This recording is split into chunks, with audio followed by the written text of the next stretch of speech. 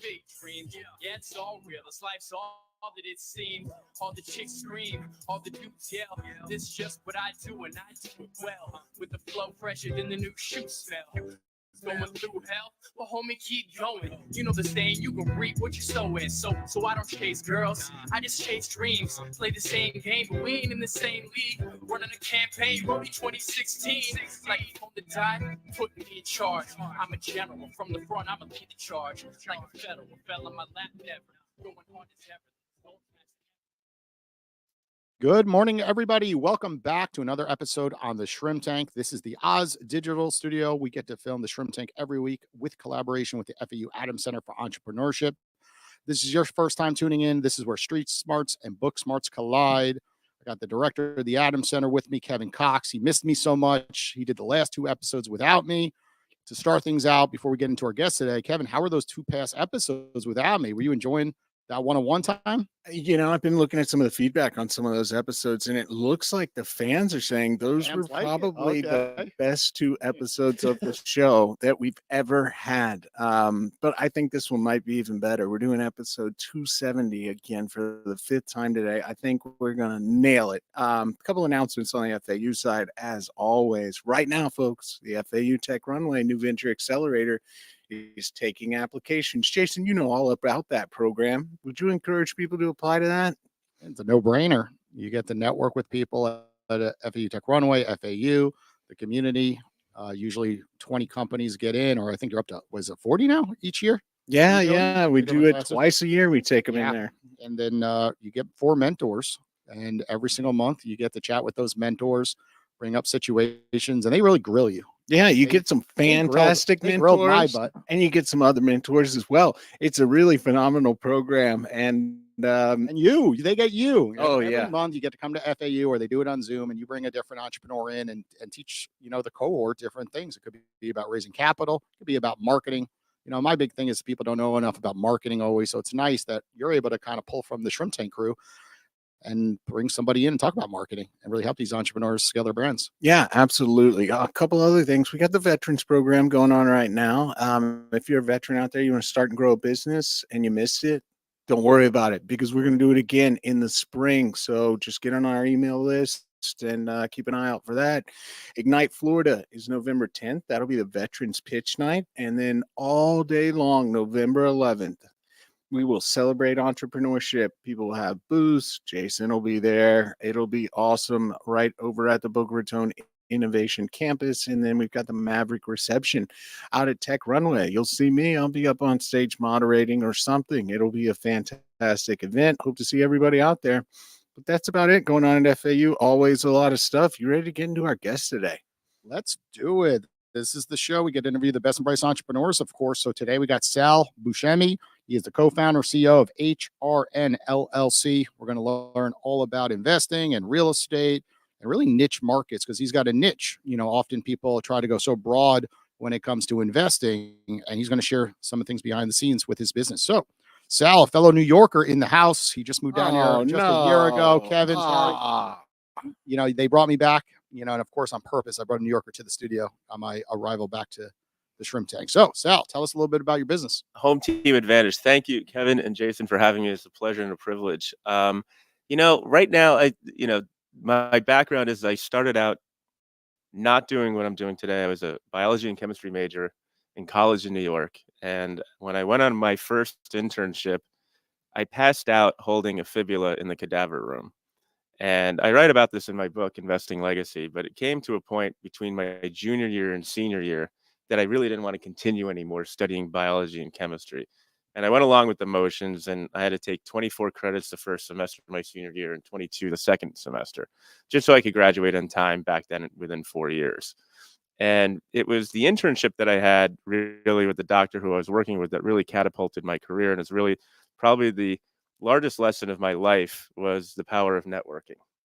And that got me, a job on Wall Street in the investment banking division at Goldman Sachs. And that was because the surgeon that I was interning for, his brother worked there. And because I had a good work ethic and I did everything, and he saw me pass out and hit the floor, he felt bad for me, that one doctor. And this one doctor really championed me, and he's someone who I really wanted to emulate to be. He had an Aston Martin. He lived in the same building as Gloria Vanderbilt on, on the Upper East Side where we were talking about beforehand near Carl Schultz Park.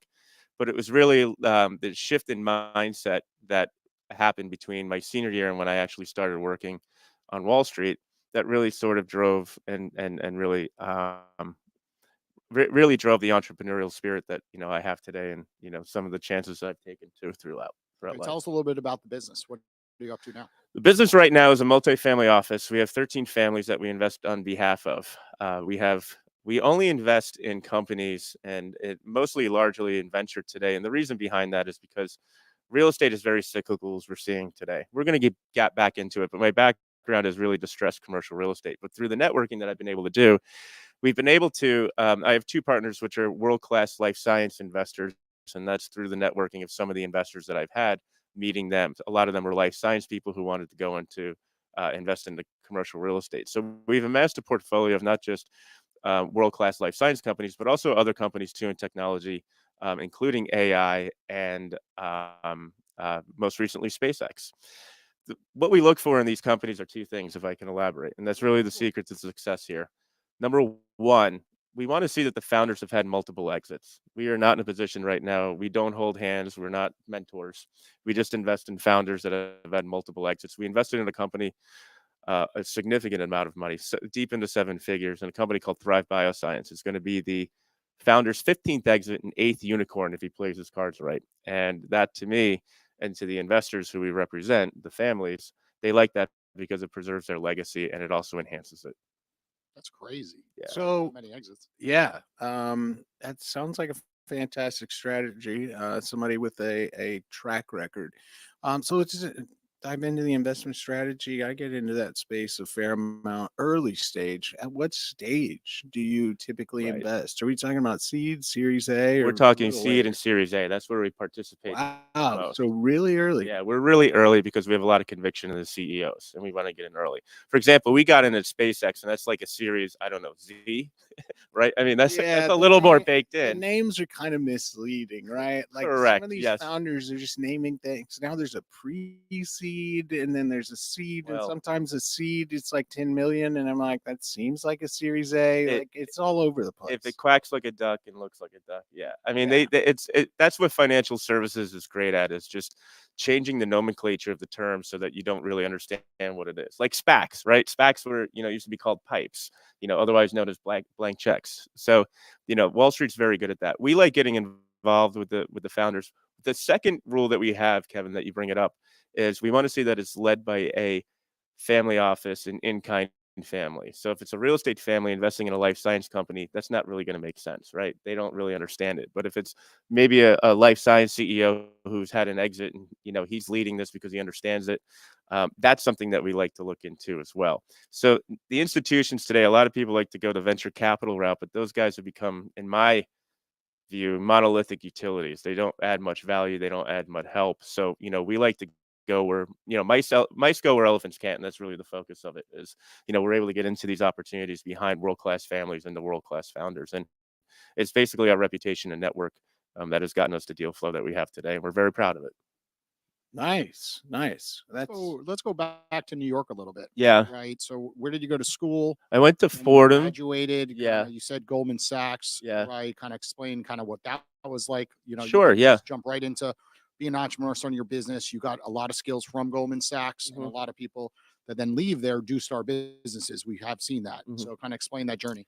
I think, when you look at anything like this, and it was interesting during the pandemic, is that investment banking is a trade, private equity is a trade, right? And it also requires people to learn that trade like anything else, in an office. And, that's really the way that, the business has grown. For people who are really interested in learning about the beginnings of venture capital, there's a great book that was written in the 60s called The Merchant Bankers. And that talks about how like all these guys like Rothschild and Goldman started out and became merchants. So I went to Fordham University. I rode in college. I have a lot of close friends. I started some businesses with guys that I rode with.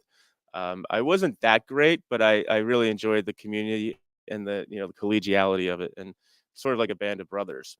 I got really, after thankfully because of this, because I had gotten this job at Goldman, and because I basically networked my way into it.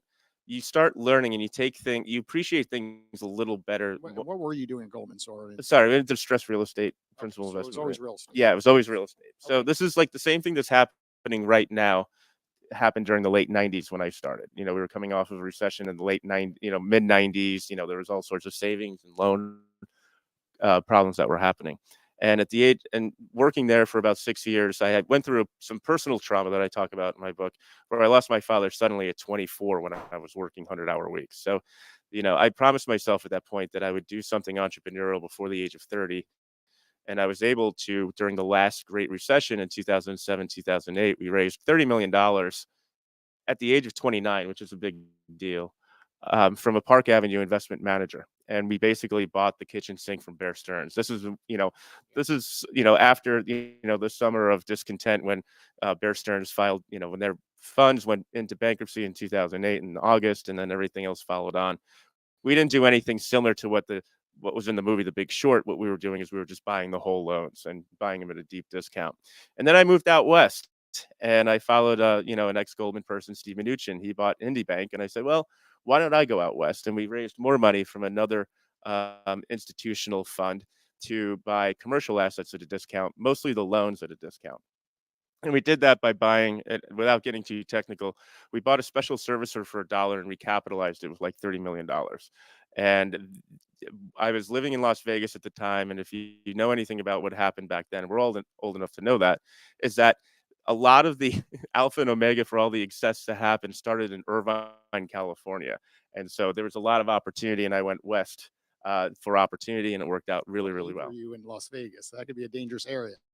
It is a dangerous area. I was married at the time, so it wasn't that dangerous. But I was there more so for business and for Could be even profit. more dangerous. Yeah, it could be more A dangerous young too. individual who just got married, moves to Vegas, making top dollar. Yeah, making It's, top dollar, but you also have the weight on the world because everybody's looking to see, all right, hotshot, you're 32 years old. Let's see what you really like. And that's really what it comes down to. And then when you live in New York and you start your career in New York, you sort of burn through that lifestyle, right? I mean, you can agree with that. What did you learn from Goldman? A lot of people always That's hear that name and they're like, what goes on there? And I have friends that tell me that story of working 100-hour weeks and they get burnt out. They can't do it anymore, but they all walk away with a lot of money in their bank account, and Yeah. then they end up really finding success. I've seen a lot of success stories after they leave Goldman. So kind of explain like what goes on behind the scenes at Goldman and what you took away from that experience working with them. And when how many I years first were you with them? Yeah, when I was first with them, it was around 97, 98. Okay. That was when they were still a private partnership. And that was when the holy grail of Wall Street was, the brass ring was grabbing that, um, that partnership. Even Groucho Marx would want to be a part of that partnership, right? And what it was is that you have a culture of something, and it's interesting because I've actually reinvested with a lot of former partners and people who remember me. But there's a book that was written about it, and it's really called The Culture of Success. And the success is, the partnership. And the one of the rules is that when you learn about this is that you never let your partner down.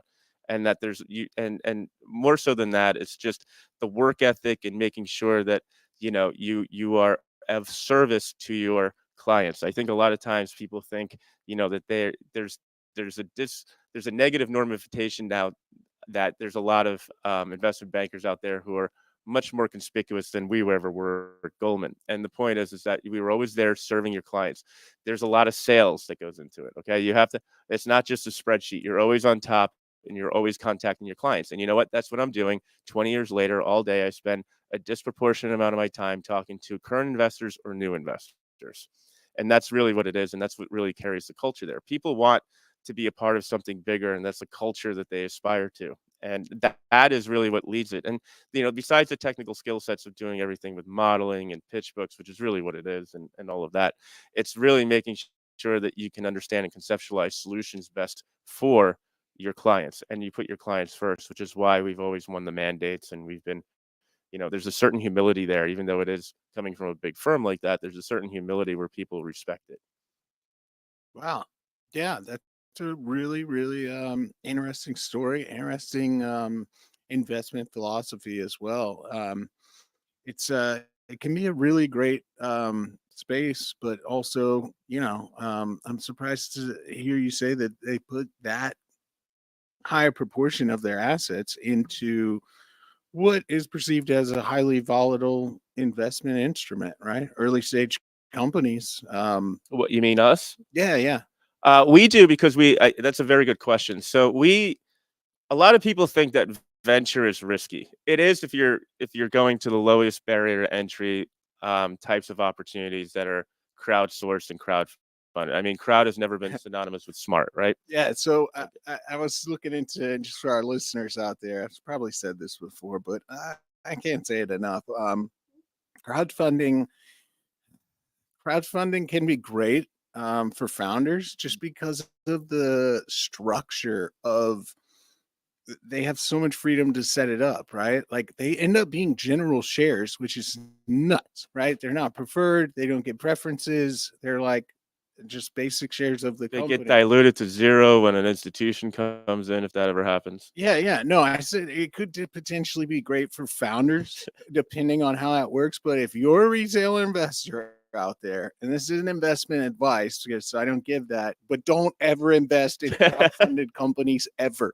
Ever, ever, ever. It can be fine for founders of the companies. It's terrible for retail. It's a bad deal by the very nature. And you might say, but I found this thing. It's so cool. It's a bad deal. No matter what, you're more than likely going to recognize a total loss of anything put on those as a retail investor. Yeah. Bad idea. Yeah, that is you hit the nail on the head, and that actually traverses all asset classes, Kevin. That's we've seen this in real estate. A lot of these crowdfunded real estate things have blown up because the operators overpaid because they had money that wasn't theirs. It's really the alignment of interest. What's the alignment of interest? It's terrible. And it gets back to your question, and I'll answer it right now. Is that people really think venture is risky, but if you're investing alongside world-class people, not just investors, but also founders with experience and a reputation, you sort of mitigate the risk. And one of the things that I like about venture and illiquid things is that you can always control the risk and you can control the terms. Martha Stewart, when I was starting my own balance sheet in 2006, went into jail and her stock went down 20%, a long time ago. Do you have any control over that? You're going to call Martha and say, what happened to my, investment? My 200 shares of Martha Stewart on the media is down 20%. Do you have any control over that investment? Probably not, right? She's not going to take your call. And that's what I think a lot of these families like today is that the discretion to be able to invest into what they want to, not necessarily using a fund structure. We can get into that later, but more so having the control, being able to touch the velvet, touch the white robe, sort of to speak, be able to get the founder on the seat, the founder or the CEO on the phone, and being able to say, hey, what else is going on here? There's two rules that I have when it comes to investing. There are things that I post on LinkedIn sometimes, but the capitalization table, I say, is the soul of the asset, and the board of directors is the company's conscience. And if you look at it that way, with the invest, from the solar plexus from your gut, then you're going to be okay. Yeah. Well, that's some awesome information. We're going to take a quick commercial break here from one of our sponsors. When we get back, we're going to jump into our hot or not segment of the show. Look, Google is smart, How am I doing, but all right? owls are wiser. Instead of spending an hour sifting through ads and clickbait BS, get the answers you need from qualified experts immediately. What is OWL? Think a best-of edition of Google, Cameo, and Clubhouse, all rolled into one app. OWL is an app where you can get advice through secure, private, live voice calls, tailored specifically to your questions, and all in real time. Need marketing or PR advice? OWL it. App or software development? OWL it. Healthcare, investing, social media, grant writing, education? OWL it. Coming soon. OWL, one-on-one with sports legends, singers, actors, celebrities, and more in real time. That's super exciting. Who? OWL. That's OWWLL. 2 W's for twice as wise. 2 L's because you'll really love it. OWL. Connect. Learn. Grow. Now available for Apple or Android. Download OWL today on the App Store or on your device. Hey, everybody. Welcome back to the Shrimp Tank. As a reminder, you could call Sal on OWL next week. He will be the featured expert. We post him on the newsletter. Just go ahead and follow him. And when he makes himself available, you could chat with him one-on-one for $1. All of our guests do us a favor. And of course, we scratch their back. They scratch our back because it's all about networking, like Sal said, right? And OWL is a networking platform on steroids. So I'm excited, Sal, for you to take your journey on that platform. And who knows? Maybe one of those 13 families will take some interest I think so. As we expand Owl to impact millions of people in the near future. I've right? already downloaded it at the request of your producer. Yeah. Nice. Well, let's ask our guest Sal about hot or not, but I want to mix it up a little bit, and I want to ask him what is hot. What is the hottest thing you see or have invested in, or I guess advised your clients to invest in life or bioscience? Right, the hottest thing in the big markets that everybody knows about is probably, the weight loss drugs. But what is the next thing that's coming down the pipe? You get Yeah. into all these early stage investments that nobody's really heard about yet. But what is something people will that you see as being hot moving forward? We made an investment a year ago, and we're doing a follow-on currently into a company called AI Scout. I didn't know this, but you learn this stuff during due diligence. There are 266 million soccer players around the world, and this is an app that uses AI and algorithms to be able to rank for recruiters the success of you versus anyone in the world. And because of that, there's an impact angle to it as well. You can have someone who maybe comes from maybe a socioeconomic challenged background in East India where there's only like one cell phone for 50 people.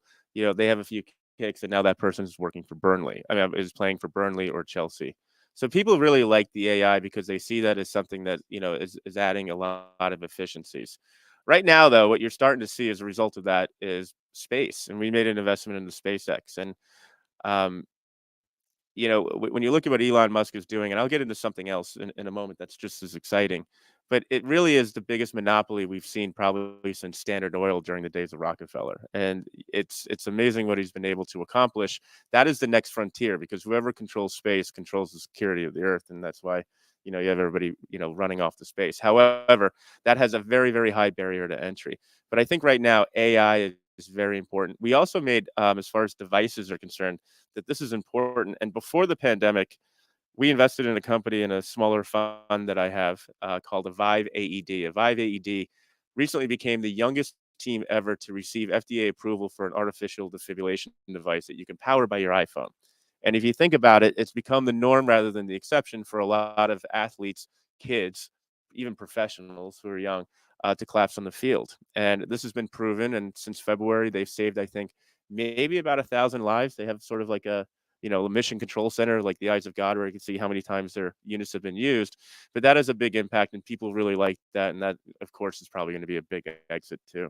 So it's the devices, and it's really like not so much that's hot, but what's the barrier to entry to get into that? And that's the most attractive to it. Is that there's a higher barrier to entry there mixed with experience and pedigree. I'm interested. If it's someone starting an AI type of thing where you're not sure what it is, but it sounds like they want to do something, but they're using the word AI just like people used other buzzwords in the past, it's probably something that doesn't have a lot of depth to it yet. It needs to sort of, grow. Yeah, well, I'm glad you mentioned space sort of as an industry because I'm right there with you. I was just emailing this morning with the Space Foundation about getting them involved in our big annual business pitch competition.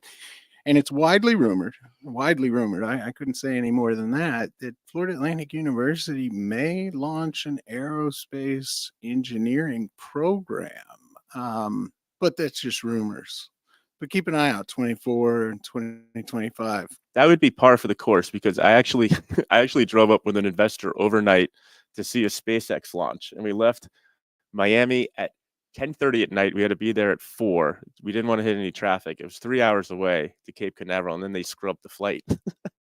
Yeah, that's tough. Oh gosh, that was a hellish ride back, but it was a lot of fun, to say the least. But it would be par for the course if FAU could do something like that because it's in your backyard. Yeah. Okay, living in New York right now. Yes. You left about a year ago. You still think it's hot or not to live in New York City? I think it's hot right now. I think it always will be hot. I think there's a lot of opportunity there.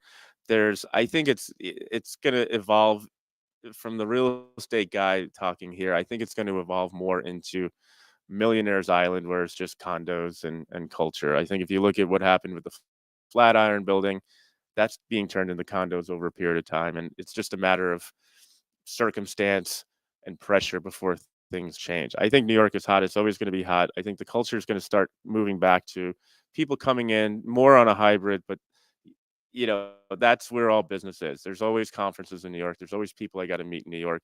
It's always the place. It's always going to be the financial capital of the world, I think. All right, I've got another one for you, and I bet you'll have an opinion on this. So, from the entrepreneurs I work with, unsurprisingly, one of the most popular instruments these days for that seed stage is your safe.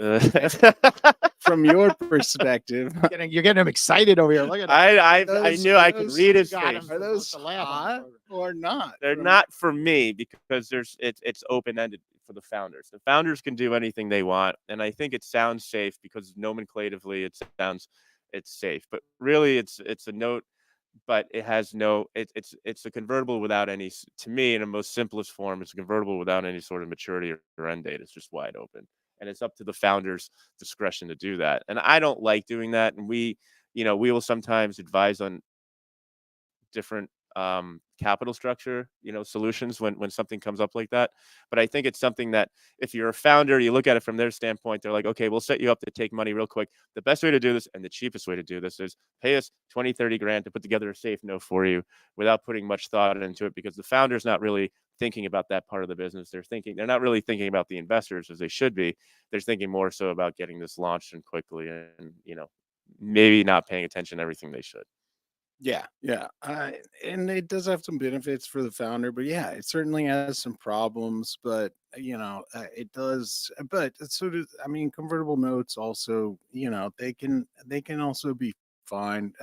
But it's easier for a retail investor to understand a safe note, thinking they're safe and collateralized, which is not the case, No. versus a convertible where they don't understand, and so there's a level of complexity there. Well, convert. What is a convert? What's the discount? What does it look like after that? Yeah, yeah, absolutely. And both solve the main problem, which I do view as a good solution, which is, kicking the valuation can down the road a little bit, because trying to value these really early stage companies is sort of a ridiculous. It's a guess. Yeah. And so if you put a hard number on there, it can be very problematic. Whereas if you can kick that down the road to something that is more predictable, more sustainable, it has revenue that's predictable, you can definitely get a number on there and have a price around, and then you fold everything up and button it up. But at those earliest stages, it's just kind of wild. It always has been, and it always will be. But that's the beauty of America. Yeah. Right. Yeah. I mean, San Francisco was built on that. Nobody was really building their businesses. They were just in professional fundraising mode. But raising capital and being successful are two different things. You got that right. Okay, so let's switch gears with networking from two standpoints. You're a power networker, you said, and you had to get 13 families, right? Which had to be extremely difficult. But then also, we're talking about investing right now, right?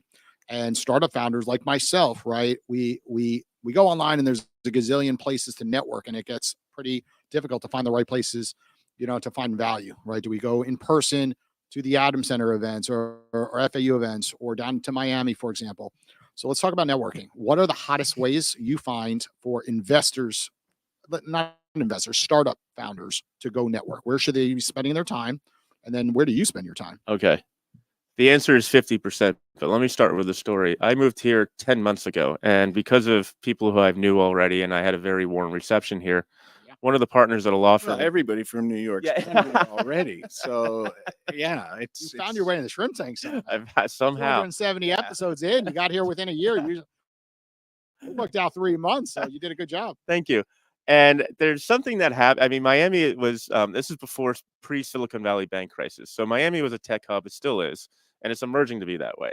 But what I've noticed is that a lot of the founders, and I mean this and I know that there's people listening here and but this is how you really want to do it the right way. And this is how you have a lot of success. I think Shark Tank, I think Bitcoin, I think Gary Vee has all put a negative spin on this business where it's become much more transactional rather than relational. You're not going to get a check from anyone unless they spend their time with you first. That's why you have these long infomercials, or maybe it's a sham wow for $5, but there's still somebody, you're giving someone your attention before you commit. And what people forget is that nobody needs to invest. There's nothing in the Constitution or the Bible that says somebody has to write a check, but raising capital is one of the highest forms of sales in the land. What you need to do is to make sure that you build relationships with these people. And getting back to what did I learn at Goldman was the long-term greedy. We had relationships with CEOs all the time who would prefer us over like someone else who was maybe offering, a free toaster at the time, right? And at the time there were some complications with, what we were able to do as far as providing financing, where public companies had balance sheets that could provide more. And I think if you look into your investors as like really building a relationship with them, like you're dating them, then it's going to be a lot easier, because people don't want to invest with someone that they don't know or they don't have a relationship with. That's crowdfunding, and that's for people who don't really care. But if you're looking for the larger checks and people to really, bring you along, if you make an effort, and I know you know this, Jason, but if you make an effort to build relationships, it's going to be far easier for you to get to where you need to be.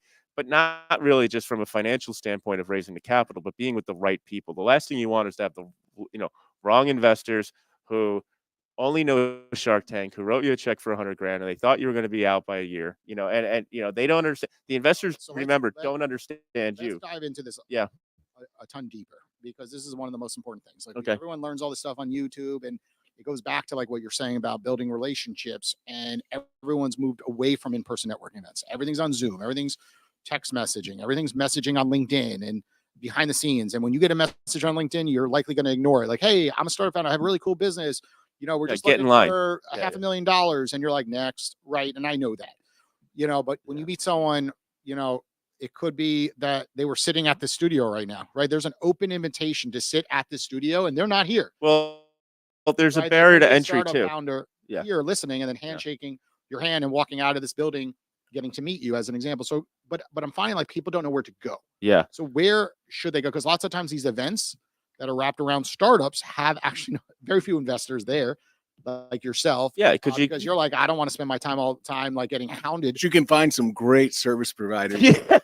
They're always there. Consultants, Yeah. legal, And then actually accounting. you find, Yeah. you find the wrong people. Oh my The wrong- God. you do find the couple, and we joke, Kevin, all the time. It's like the usual suspects that call themselves angel investors that never write checks, right? And they just like bashing people, and they love the ego. They're like, everyone's coming up to me. It gets I call tiring after a I call it while. a bunch of bullshit. And I tell this to Kevin Yeah. all the time, and a lot of the mentors at a lot of the programs down here, part of my French, just they don't write the checks. No. I don't believe it, right? But the people that do write the checks. So where is your crew hanging out, and where should these people be going? Because that's the biggest issue. He runs cohorts with 40 people, and he's like, he needs to direct them. Yeah. They need, and again, doesn't even matter if you tell them the truth; they're not going to go anyway. So I talk about this in my book again, and I'm not trying to shill a book, but you bring up a great part. What's the barrier to entry? Okay. What's the barrier to entry? I 2 years ago rented a house out in the Hamptons for tens of thousands of dollars. Why didn't I just hang out here in Boca? The networking, the parties. Bad Makes example, because Boca's actually got a lot of wealthy people. No, that's true too. But Actually, like, no, but I understand what you understand. I'm new here.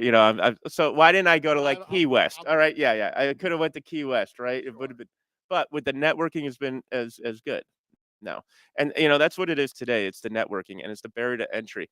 And we actually pay to go $2,000, $5,000 to go to these events that do have investors to them that are. Otherwise, the promoter has egg on his face, and nobody will ever trust him again.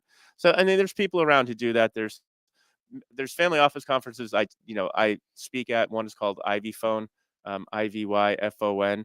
If you speak there, you're in front of real families, and I can tell you that we've worked with real people. But if the barrier to entry is free coffee at a student center, you're not going to find anyone like me coming over. Is that the barrier to entry is just going to be, it's too low, and anybody can come in. And I've played these games before where people have these ideas, but they're trying to re-engineer a 250-year-old plumbing staple like the toilet. It's just weird things, and it doesn't become a good use of time.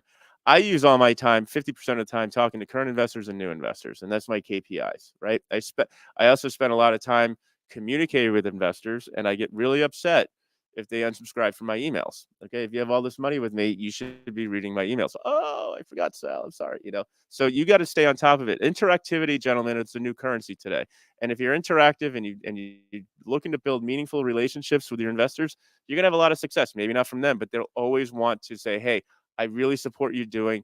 I like what you're doing. Talk to this guy. He has more experience in this than I do. Yeah, and the other side of this coin, it's like, yeah, this is absolutely challenging.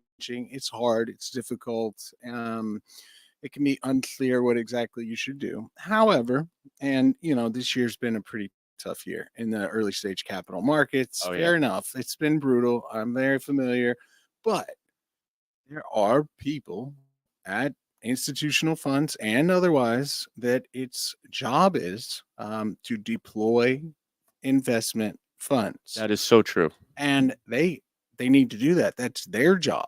So, like, as much as founders are struggling, where can I find investors? There, I know investors that are saying, where can I find investments? Yeah. And some of them are actively looking. So where do you find them? Well, at Sal mentioned a conference, so industry specific Yeah. kind of events, conferences, trade shows, they will be looking. They won't be the most obvious people, they may not wear a big sign, but they'll say, hey, tell me about your company, this looks interesting. And you can tell they're not a customer, they don't want to buy your product. And and then if they give you a card and it says XYZ Capital, that's not a real firm. No. That's Right. placeholder.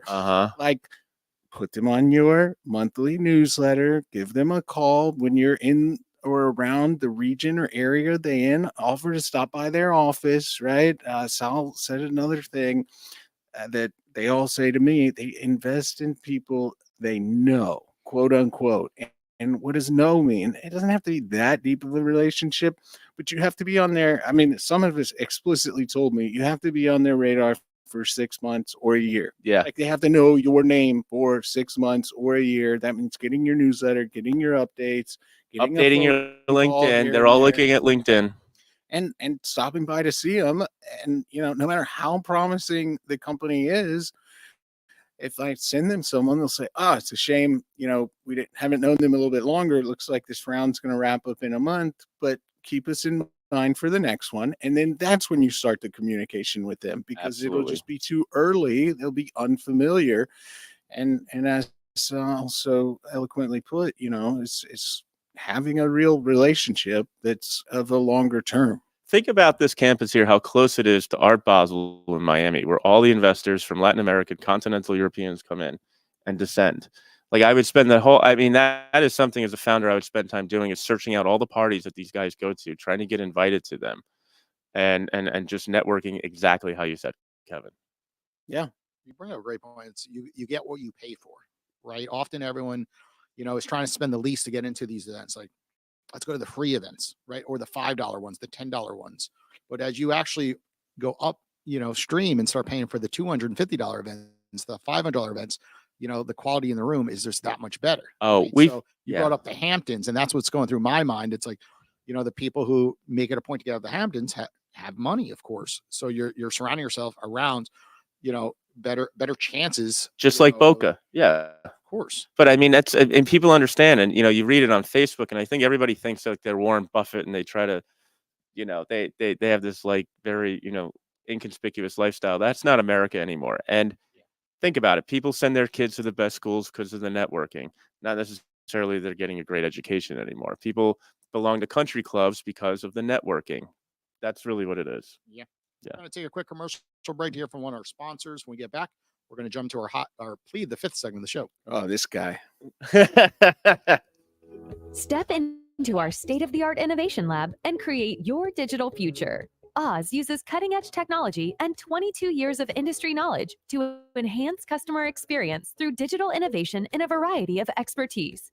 Oz is a leading global consulting company whose services and solutions are trusted by startup, midsize, and even Fortune 500 companies. Get to know more about Oz's Salus, a mobile solution bringing us back to max capacity, and their latest solution, Rainmaker, saving insurance companies years of work. To learn more about Oz and their exciting technologies, visit followoz.com. That's FOLLOWOZ.com. Yeah, but the few first, we need to do that. Oh, We have a lot of now. Everybody, welcome back to the Shrimp Tank. As a reminder, we are now streaming live on LinkedIn on my account, Jason R. Hill. We are on the Facebook account at FAU, their Adams Center for Entrepreneurship. So tune in every single week around 10 o'clock. put some questions down, and we will ask those questions live on the show moving forward. Okay, so Sal, this part of the show is called Plead the Fifth. You can't plead the fifth more than one time, or we'll never invite you back to FAU. Okay, so be careful. Oh boy. So, we're going to start with the 13 families. We're going to go with a hardball. Okay. Tell us a story. What has been the most uncomfortable thing one of these families has asked you to do? They have a lot of money. They're like, get on a plane and do this right now, right? Like, tell us what that story was, or plead the fifth. No, I'll tell you a story. A lot of these families, they don't care I shouldn't say this way. They care about their reputation. Does that make sense? Of course. And at times you become a fixer because people trust you with their money. They trust you with their problems. And a lot of times that can be personal problems or financial problems. And usually it's a mixture of both with a bias more on like psychology, playing a psychologist and doing other things. But there was one family who was very embarrassed that they made an investment into a real estate deal that went south. And before anything could go wrong, I was their proxy to go there to help them save $8 million they put into the deal. I couldn't get it all back, but what we got out of it through a lot of wrestling was about $6 million during the last great financial recession. And that worked out really well. The other thing I had to do too is, sometimes, and this is the world we're in, but we have a special slush account for Valentine's Day because sometimes these families have girlfriends who they want to buy flowers for. So they'll call you up and they'll say, hey, would you mind spending, I'll pay you back later, 500, and they will, can you get flowers for so-and-so, in Miami, and so, now, I have my assistant calling flowers for a significant other that's on a different credit card. So, I mean, it ranges, between, big money to small money, but, or indiscretions, what have you. But this is part of the relationship building business. I mean, if somebody's trusting you with that, they're trusting you with millions of dollars too. And that speaks volumes about the consigliere or the closeness of the relationship that you have with your investors, or you should have. And you should never have too many investors. We'll probably end the year, at 20 this year because we've been doing some efforts, but that's all we can handle right now. All right. So I'm sure you have a lot of stories from real estate, given you were around during that big recession. But I want to ask you about the venture deals. Yeah. Right? And hopefully you won't plead the fifth because I'm a big, process versus outcome type of guy. When I approach, trying to do things that are innovative or risky, and sometimes you can have a really bad outcome, even if the process was good. And I'm okay with that. It's when the process is all screwed up and it's like, well, this was done poorly. But you probably know what I'm going to ask. What is the worst outcome of an investment you've made in your current role? Maybe a total loss or a just things that you really didn't pan Well, out we with a fixed it. company? Yeah. So buckle up for this one. We had made an investment of about, I would say $750,000 into, my money, but also other investors' money into a deal that was co-led by a New York City family who we respected and we're still friends with to this day. And I know my role in this, and I also know that I'm younger than this guy. And if anyone had to if anyone going into these deals, if you need a fall guy, it's generally going to be me. The fixer goes in and cleans it. What happened was we had everything that fit and everything checked all the boxes. However, the management team was old. I mean, really old. And they looked like they didn't have much time left. Some of them were wealthy. And they went out and they were shopping the company, this water filtration company, to the likes of Berkshire Hathaway and some other of these larger multinational conglomerates. The problem is that just what we sort of knew was that we wanted the company to sell, but the management wanted to keep their jobs. And usually, if you know anything about real estate, I'll make a correlation. Sometimes the copper plumbing's worth more than the house. Does that make sense? Yeah, Okay. absolutely. And what happened was the IP that we valued at $14 million was worth more than the business, and nobody wanted to carry a lot. They just wanted to buy the copper plumbing, if that makes sense. In this case, it's just the IP. What happened with these guys is that because they knew that the IP was valuable, one of the board members gave a loan collateralized by the IP for $1.4 million. There was a default.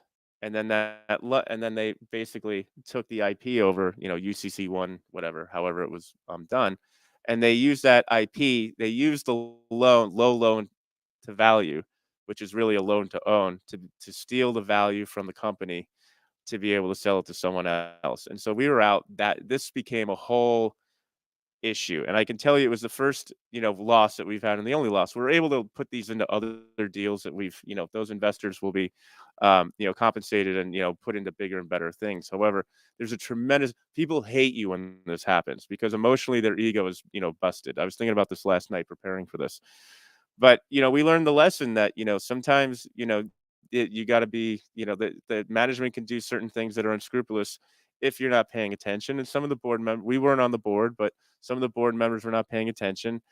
We didn't want to give the company any more money. We putting them, under the gun to sell. But there was some sort of a alleged, maybe, and again, there's lawyers involved with this, fraudulent conveyance of IP, and that is something that that we've looked at. When you're communicating, this happened years ago before the pandemic, and thankfully, things have been able to work out. But that's a big loss, especially with something where it was so promising. Because when you do have a big company like Berkshire Hathaway looking at it, you find out through the details. They're like, we really want the IP. We don't really want, to bring, the Silver Sneaker Club along with you. Yeah. Yeah. Wow. That's a intriguing story and quite a maneuver with that loan. Yeah, you see some crazy stuff. Yeah, I told you buckle up for that one. I Yeah. mean, that's not like a founder like running off to 11 or something. That's Bush League. I mean, this is professional, Yeah. right? Yeah. This is professional. That's I mean, yeah, I wouldn't have even thought of such a scheme to do that and then secure the intellectual property in that way. What a mess. Hmm. Oh yeah, well, that's financial engineering. Yeah, this is plead the fifth, so we got to get him to another funny story. You just said Club 11 for a second there, right? So I'm sure some of your 13 families sometimes ask you to go out with them and do some fun stuff. Yes. So what's the most ridiculous thing like they've tried to drag you into when you're just like, okay, I can't do this? Right? Is there any situation in Miami, Yeah, City, I mean, Las Vegas, or plead the fifth? You don't want to share one of these stories with us. I'll tell you, I didn't go to 11 until they dragged me to 11, and then when I walked in, they had a picture of me from my website on all the. I'll show it to you later on all the big screen TVs. It was pretty funny. But yeah, I mean, when they come to Miami, it's like any other destination city. People want to go out, and that's part of the job. Is not to be like the drunk guy all the time, but just to be fun and entertaining and making sure they see you. I'm home before midnight. Those guys can go out all night. I don't care, but you got to show your face and show that you're a good time, and that's part and parcel of doing it. And you go along with the punches. It's going to be a fun time and everything, but you do it because you want to, but you do it for them because it makes them happy. And then there's like, hey, do you remember that? And then, that was a good time to them. But remember, they live in somewhere else, like maybe in like Philadelphia or Boston, where there isn't an 11. There isn't a Miami Beach. There isn't all these, sexy restaurants to go to and all of that. And mostly, with the older people, there's two. With the older people, with the boomers, it's mostly nice dinners. If you're going out with the second gens who are between the ages of like 30 and 40, they're still not figured it out yet, and they're still out into like hardcore partying. All right, let me ask you about the other side of the investment coin. It's only fair. Mhm. So what is the most successful in terms of number of X's on your return of investment? And was it something you predicted? Or was it more of like a whoa, holy shit. Like I can't believe that one gave us whatever X. It's interesting how you asked that question. If you were to ask me at the end of the year, I would have a little more answers to you. We have 2 exits that are pending this year. One of which is an oncology company called Immunicom. We think that's going to be comfortably probably about a 10x. Okay. Given the market right now, we're happy with that. We also invested into a company called Singapore Life alongside the Shimano family office. Shimano fishing gear parts, things like that, bicycle gears. Oh yeah. Major family, and we're only going to get probably like a 3x off of that. But there is one that we've marked on our books right now that could be 100 bagger that we're very much looking forward to. Oh. And that's the company that I was telling you about that was It's the founder's 15th exit and 8th unicorn. And it's a company called Thrive Bioscience. And that has some of the most sophisticated families in it that you can think of that are leading the way. That one I'm actually familiar with. You are? Yeah. So it got I know a little bit about Thrive, and it just came across my radar, reading stuff and doing things. I'm not super familiar, but I looked at it and it was really interesting. my co-partner and I started a book club with the founder, and the founder has a very interesting story, but it ticks all the boxes as it relates to his board is amazing. He's got Brock Reeve, who is the brother of late Christopher Reeve, Superman, right? And he dedicated his whole life to stem cell research after his brother's death, and other in-kind families that are very large. He's going to knock it out of the park, I think, and that's something that and I'll talk to you offline about who the investors are, and that'll blow your mind. Who are those investors? There we go. Now he has to plead the fifth. I'm going to plead the fifth right I now. got him. Okay, tell the listeners a couple great books, and if you say Investing Legacy, the show's over. No, I'm not going to Get say outta that. here. No, I'm not. I think there's two books that I'm reading right now. One of which is called The Power Law, and that is really, really amazing. Yep. That really I've read that one. You've read that one. Okay, I just started it, so don't ruin it for me. And then the other one that people who really want to become venture capitalists and they really want to understand like how to act and how this was started, and really understand the history behind all of this, and looking to build those relationships and really harp on that, is a book that was written a long time ago, but it's been republished. It's called The Merchant Bankers, and that was given to me by a close friend, but it was required reading when I was working on Wall Street, because of the fact that it talks about the character to raise money, the consequence with it, how the responsibility, the immense responsibility with it, because you are in charge of certain people's life savings, which is their life when you think about it. I mean, when back during the Great Recession, when a lot of these developers were going belly up, some of them would take out life insurance policies for their wives, just so that they could jump off the building and have them covered. So we're talking about saving lives here in the same respect. Sal, thank you for coming on the Shrimp Tank today. For our audience listening, they want to get in touch with you. Do they reach out, of course, through like LinkedIn? They can find me. Owl, of course, is Owl, of course. Yes, Owl, of course. I've set up my profile. LinkedIn is amazing. If you have, just general questions, LinkedIn is the best way to follow me right now. There is an email that I will put out to you guys. We're not looking for deal flow right now, except for maybe Owler, but it's sal@hrn.llc. That's sal@hrn.llc. If you'd like to be on our list, and we could onboard you onto our multifamily office so you can see how we interact and communicate with our investors. nice. Well, thanks again for joining us on the Shrimp Tank. Everyone listening, we'll be back next week around 10 o'clock on Wednesday. Take care. I'm feeling like a shark in a shrimp tank. Big fish, small pond in the shrimp tank. When it take a swim, only you in this wind. In the murky water, not a thought of giving.